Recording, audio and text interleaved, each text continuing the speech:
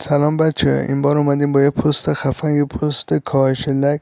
اگه تو هم بازیت لگ داره و نمیدونی چی کار کنی، نمیدونی چجوری برطرفش کنی، حتما تا آخر این ویدیو همراه ما باش که با هم این مشکل رو برطرف کنیم و از این به بعد از بازی کردن لذت ببری.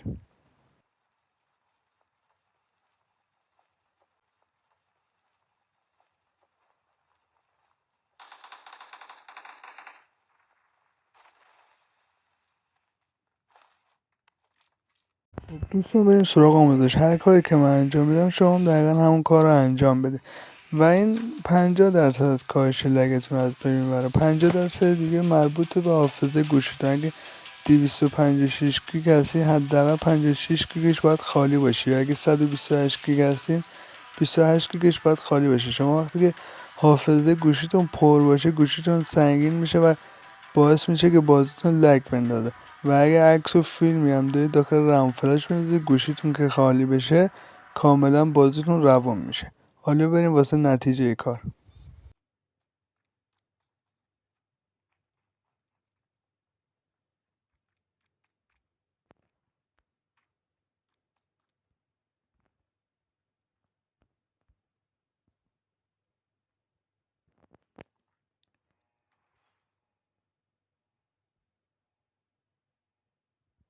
این هم از اتمام کار. دید که با اول ویدیو و با مچ قبلی چقدر فرق کرد. اگه تا اینجای ویدیو همراه ما بودی و هنوز چنل ما رو ساب نداری، خوشحال میشم چنل ما رو سابسکرایب کنید، زنگوله بغلش هم بزنید و این ویدیو رو هم لایک کنید.